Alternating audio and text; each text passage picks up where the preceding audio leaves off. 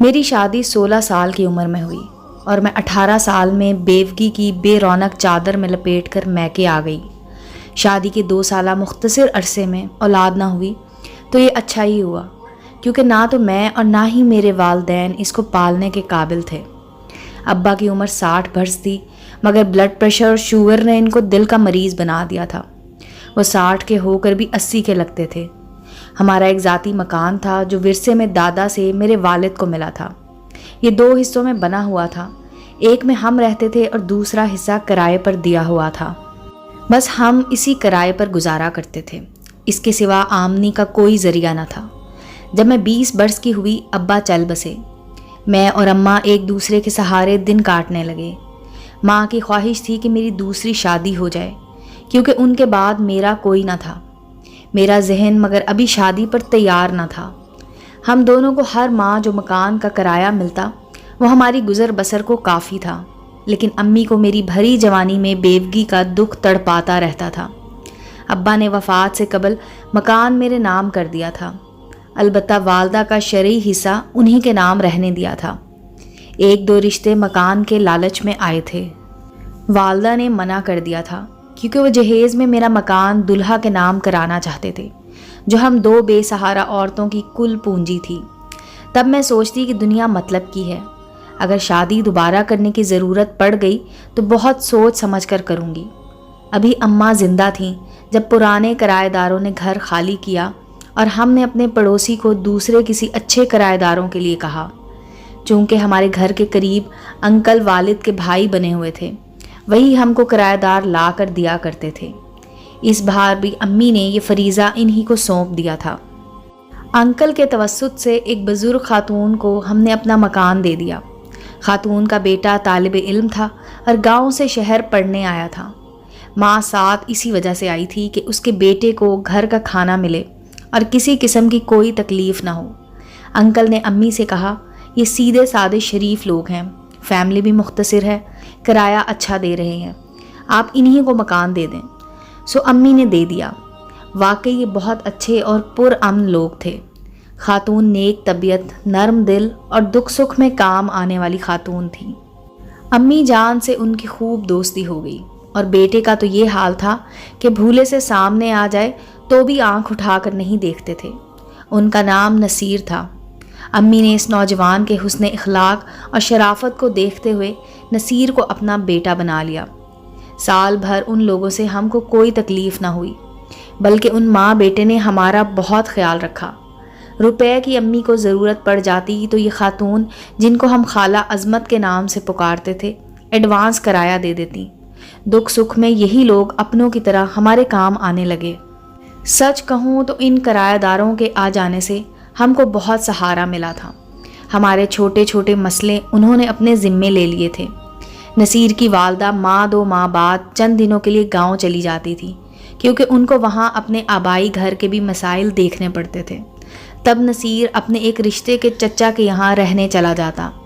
خدا جانے کیوں ان دنوں اس کا یوں غیر حاضر ہو جانا شوق گزرتا تھا۔ امی کو بھی پریشانی لاحق ہو جاتی۔ گھر کا سودا سلف اور دیگر چھوٹے چھوٹے مسائل جو نصیر کی بدولت حل ہوتے رہتے تھے، ان میں رکاوٹ ہو جاتی تو پریشانی بڑھ جاتی تھی۔ ایک روز امی نے خالہ عظمت سے کہا، میرا کوئی بیٹا نہیں ہے اور میں نے نصیر کو بیٹا بنانا ہے، تو پھر یہ تکلف کیسا ہے؟ تمہیں گھر کو تالا لگا کر کہیں اور جا کر رہنے کی کیا ضرورت ہے؟ آپ نے ہم کو اپنا کہا ہے، حقیقی معنوں میں پھر اپنا ہی سمجھیے، یہ تکلف کیسا ہے؟ خیر کہہ سن کر امی نے خالہ عظمت کو رضامند کر لیا کہ وہ جب گاؤں جائیں نصیر کے کھانے کی ذمہ داری ہم پوری کر دیں گے۔ اس کی موجودگی سے ہم کو بھی تحفظ کا احساس رہتا ہے، ورنہ رات کو ہم لوگوں کو ڈر محسوس ہوتا تھا۔ خالہ عظمت کو سکون مل گیا۔ وہ بیٹے کی فکر سے آزاد جب چاہتی گاؤں چلی جاتی اور جتنے دن چاہتی وہاں رہ جاتی۔ ان کی غیر موجودگی میں ہم نصیر کا اپنے گھر کے ایک فرد جیسا خیال رکھتے تھے۔ جب وہ کالج چلا جاتا میں گھر کی صفائی کر آتی، اور جب لوٹتا چائے کھانا سب تیار کر کے ان کو بھجوا دیا کرتے تھے۔ وہ گھر آ کر زیادہ وقت اپنے کمرے میں رہتا۔ میں سمجھتی تھی کہ ایک طالب علم کی حیثیت سے اپنی زندگی کے نشیب و فراز سے ٹکرا کر وہ مستقبل بنانے کی بھرپور کوشش کر رہا ہے۔ اچانک مجھے احساس ہوا کہ وہ اپنی ماں کی غیر موجودگی میں اب زیادہ وقت گھر سے غائب رہ کر گزارنے لگا ہے۔ اس کا کھانا پڑا رہ جاتا تھا۔ منزل قریب تھی، ہمت بھی جوان تھی، حالات سازگار تھے، تو اس کا دھیان کدھر ہو گیا تھا؟ لگتا تھا کہ دل کی نازک کومپل نے چاہت کے کانٹوں میں گر کر اس کے خوابوں کو زخمی کر ڈالا ہے۔ وہ کھویا کھویا سا رہنے لگا تھا۔ خالہ عظمت اب زیادہ وقت گاؤں میں رہنے لگی تھی۔ گویا وہ اپنے بیٹے کو میری ماں کو سونپ کر بے فکر ہو گئی تھی۔ ابھی تک مجھے علم نہ تھا کہ نصیر کس بھنور میں پھنس چکا ہے، تاہم بات کو پتہ چل گیا کہ یہ عورت کی کہانی ہے۔ اس عورت نے نصیر کی زندگی کے ایک ایک پل کا سکون چھین کر اس کو تعلیم کی ڈگر سے بھی بھٹکا دیا تھا۔ یہ کوئی اور نہیں، اس کے چچا زاد فیضان کی خالہ زاد نرمین تھی، جس کا گھر وہیں قریب ہی تھا۔ نصیر فیضان کا کلاس فیلو تھا، لہٰذا اکثر اس کے گھر چلا جاتا اور دونوں ساتھ بیٹھ کر پڑھتے۔ تبھی وہاں نرمین بھی آ جاتی۔ وہ کافی خوبصورت اور چنچل تھی۔ از خود ان کی توجہ اپنی طرف کروائی، یہ جان کر بھی کہ فیضان اس کا منگیتر ہے۔ وہ اب نصیر کی جانب راغب رہنے لگی اور اس کے ساتھ اشاروں کنائیوں میں باتیں کرنے لگی، جس پر نصیر خفا سا ہو جاتا تھا۔ میں جانتی تھی کہ نصیر نیک سیرت تھا، مگر جوان سال بھی تھا۔ جانے اس لڑکی میں ایسی کیا کشش تھی کہ اس کا دل نرمین کی طرف کھنچنے لگا۔ وہ چپکے چپکے نصیر کو تحفے دینے لگی، کبھی پرفیوم، کبھی رسٹ واچ۔ وہ فیضان کے خوف سے خاموش رہتا۔ نرمین موقع ملتے ہی اس کے بیگ میں یہ تحفے رکھ دیتی۔ گھر آ کر بیگ کھولنے پر پتہ چلتا کہ تحفے نرمین کی جانب سے دیے گئے ہیں۔ نصیر نہ تو اپنے کزن کی دل آزاری چاہتا تھا اور نہ نرمین کی، لہٰذا اس نے خاموشی والا رستہ چن لیا۔ اس لڑکی کی منہ زور محبت نے جہاں وقتی طور پر نصیر کو ڈسٹرب کیا اور اس کا دھیان بھٹکایا، وہاں اس کو تعلیم سے بھی غافل کر دیا۔ میں نے نصیر کا ایسا حال دیکھا تو اس کے ساتھ بات چیت کرنے میں پہل کر دی تاکہ اس کو صحیح رستے پر لا سکوں۔ مجھے خالہ عظمت کا خیال آتا، جو ہم پر بھروسہ کر کے اپنا ہونہار سپوت ہمارے حوالے کر گئی تھی۔ میں نصیر کی ہم عمر تھی، اس کے مسائل سمجھتی تھی، جبکہ امی جان نہیں سمجھتی تھی۔ میں کھانے یا چائے کے بہانے نصیر کو آواز دے کر گھر بلا لیتی، چائے ساتھ پینے بیٹھ جاتی۔ اس طرح ادھر ادھر کی باتیں کرنے کے بعد اس کا دل ٹٹولنے لگتی۔ اصل بات تو یہ تھی کہ میں بھی ان دنوں بے سبب اس میں دلچسپی نہ لے رہی تھی، بلکہ وہ مجھے اچھا لگنے لگا تھا۔ باتوں باتوں میں وہ رفتہ رفتہ مجھ پر کھلنے لگا۔ بتایا کہ ایک لڑکی ہے نرمین، اس نے مجھ سے ٹوٹ کر محبت کی ہے، میرے کام کی لگن میں ایک نئی روح پھونک دی ہے، مجھے اپنے چاروں طرف خوشیاں کھلتی نظر آنے لگی ہیں۔ ایک دن نصیر نے مجھے بتایا، میں جانتا تھا اس کی منگنی فیضان سے ہے۔ یہ الجھن مجھے اکثر پریشان کرتی تھی۔ تب میں نے ایک دن اس کے ساتھ اس الجھن کو بانٹنے کا ارادہ کر لیا۔ فیضان اپنی والدہ کو ڈاکٹر کے پاس لے گیا تھا۔ میں ان کے گھر پہنچا تو موٹر سائیکل کی آواز سن کر وہ آ گئی۔ گیٹ میں نے ہی کھولا تھا۔ گھر میں کوئی نہ تھا سوائے ملازم کے، لہٰذا میں اس کو گھر کے اندر نہ لے گیا، بلکہ پائیں باغ میں لے آیا اور ہم آمنے سامنے کرسیوں پر بیٹھ گئے۔ ملازم نے چائے کا پوچھا، ہاں بنا لاؤ، میں نے اس کو کہا اور نرمین سے باتیں کرنے لگا۔ نرمین صحیح صحیح بتا دو کہ تم مجھ سے محبت کرتی ہو۔ ہاں، اس نے جواب دیا۔ کہا، تم کو اس میں کوئی شک ہے؟ کوئی شک نہیں ہے۔ اچھا تو یہ بھی بتا دو کہ تم مجھ سے کتنی محبت کرتی ہو۔ وہ الفاظ میں کچھ کہنے کی بجائے کرسی سے اٹھی اور میرے قدموں میں جھک گئی۔ تبھی میں گھبرا گیا، اس کے اپنے قدموں سے اٹھایا اور کہا، بس نرمین، اب اس قدر تو نہ جھکو۔ نصیر نے بتایا۔ پھر گویا ہوا اس روز بہت سوچ بچار کے بعد میں نے فیضان سے بات کی۔ میرے دوست، تم کب نرمین سے شادی کر رہے ہو؟ نرمین سے شادی؟ اس نے طنزیہ انداز سے کہا، یہ تم سے کس نے کہا ہے؟ میں اس سے کوئی شادی وادی نہیں کر رہا۔ کیوں؟ کیا وہ تمہاری منگیتر نہیں ہے؟ تھی کبھی، مگر اب نہیں ہے، کیونکہ وہ ٹھیک کردار کی لڑکی نہیں ہے، فیضان نے حقارت سے کہا۔ میں تو سمجھ رہا تھا کہ یقیناً میرے اس سوال پر وہ ناراض ہو جائے گا، لیکن اس نے تو میرے یقین کے برعکس بات کہہ دی۔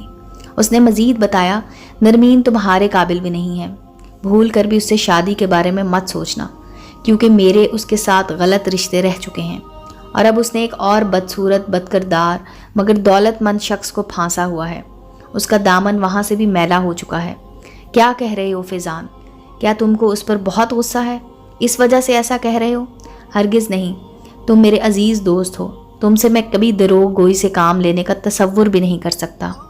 میں جانتا تھا کہ وہ جھوٹ نہیں بول رہا، تب میں خاموش ہو گیا، مگر اس خاموشی نے میرے روئیں روئیں میں آگ لگا دی۔ مجھے لگنے لگا ہے کہ کسی نے مجھے نہ سنبھالا تو یہ کہہ کر نصیر نے میرا ہاتھ پکڑ لیا۔ میں یہ تصور بھی نہ کر سکتا تھا کہ نرمین میرے سوا کسی اور کی ہو جائے گی، لیکن فیضان کی زبانی اچانک اور غیر متوقع طور پر پتہ چلا کہ وہ کسی اور کی ہونے والی ہے، اور وہ بھی ایک ایسے شخص سے جو بدقماش اور بدصورت ہے۔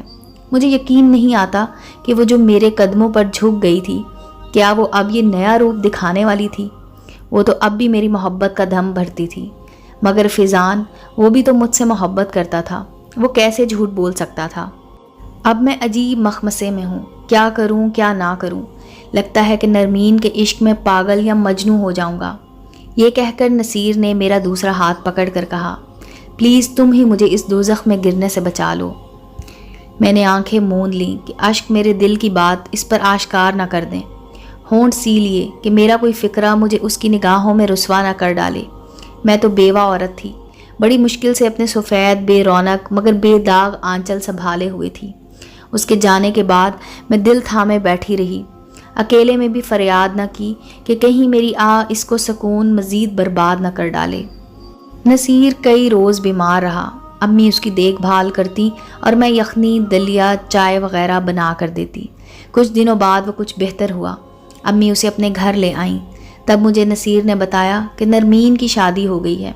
فیضان نے صحیح کہا تھا، ادھر مجھے ادھر فیضان کو بیوقوف بنانے والی یہ شاطر لڑکی بالآخر ایک عیاش دولت مند کی جھولی میں جا گری۔ اس وقت تک مجھے نصیر سے محبت ہو چکی تھی، اگر درمیان میں نرمین نہ آ جاتی تو میں اس کے ساتھ دلی طور پر نکاح ثانی کے لیے راضی ہو چکی تھی، کیونکہ میری امی اور خالہ عظمت کی بھی یہی خواہش تھی۔ موجودہ صورتحال میں وہ چپ سادے تھا اور میں دم سادے تھی۔ میں نے اس کے غم سے سمجھوتا اور اپنی خوشیوں سے توبہ کر لی۔ میں تنہا اپنے درد سمیٹتی رہی، چھپ چھپ کر آنسو کو پہنچتی تھی اور کسی سے کچھ نہ کہتی تھی۔ امی بیمار پڑ گئیں، حالات نے کروٹ لی۔ نصیر اچانک اسلام آباد چلا گیا، جہاں اس کی ملاقات کسی تقریب میں دوبارہ نرمین سے ہو گئی تو اس کو اپنے گھر لے گئی۔ پرانی دوستی نئے مراسم میں تبدیل ہو گئی۔ سویا ہوا زخم پھر سے جاگ اٹھا، ٹوٹے ہوئے خواب پھر سے جگنے لگے اور امنگیں سر اٹھانے لگیں۔ نصیر نے ایک روز نرمین سے پوچھ ہی لیا کہ کیا فیضان سے اس کی قریبی قربت تھی، جیسا کہ اس نے بتایا تھا۔ وہ بولی، ہاں یہ سچ ہے، قربتوں کی سبھی حدوں کو پار کر کے بھی میں اس سے وفا کا بندھن نہ نبھا سکی۔ وہ سچ کہتا ہے، غلطی میری ہے، لیکن غلطیاں انسانوں سے ہوتی ہی ہیں۔ نرمین اپنے شوہر سے نفرت کرنے لگی تھی۔ لالچ کی سزا کے دائرے کو پھر سے صدقے دل سے چاہنے والے نصیر کے گرد پھیلا دیا۔ اس نے التجائیں کرنے لگی، محبت کی قسمیں دیں، قدموں میں گرنے کا وہ لمحہ یاد دلا دیا۔ شوہر نے نفرت سے اس کو دھکیل کر دوبارہ نصیر جیسے مخلص چاہنے والے کی قدموں میں لا ڈالا تھا۔ نرمین ایسی شاطر عورت کا جادو دوبارہ کام کر گیا۔ اب اس کی خدمتیں تھیں اور نصیر کی بے خودی تھی۔ اس کی زلفیں تھیں، نصیر جن کی مہک سے مدہوش ہوا جاتا تھا۔ وہ پھر سے ایک دوسرے کے دوست و رفیق بن گئے تھے۔ نرمین نے عدالت میں خلا کا کیس ڈال دیا۔ وہ طلاق لے کر نصیر سے نکاح کرنا چاہتی تھی۔ غرض کے باسی محبت کا جادو کام کر چکا تھا اور نصیر اس میں جگڑ گیا تھا، جیسے کوئی ننا منا سا پتنگا مکڑی کے جالے میں جگڑا جاتا ہے۔ نرمین کا شوہر کوئی ایسا ویسا آدمی نہ تھا، نہایت بارسوخ اور باحیثیت، اقتدار میں اس کی جڑیں گہری اور وہ ایک مضبوط ستون کی مانند تھا۔ اس نے نصیر کے معاشی رخ پر کڑی ضرب لگائی، اس کو ایسے کیسوں میں پھنسایا کہ وہ کنگال ہو گیا۔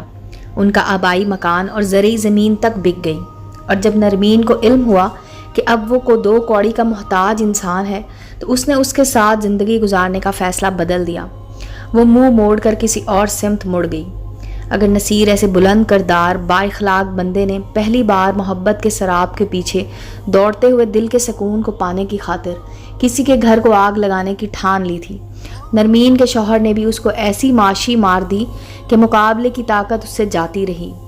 نصیر اب ہمارے در پر تھا اور میری ماں کے قدموں میں بیٹھ گیا۔ خالہ عظمت نے جھولی پھیلا کر ہم سے سہارا مانگا۔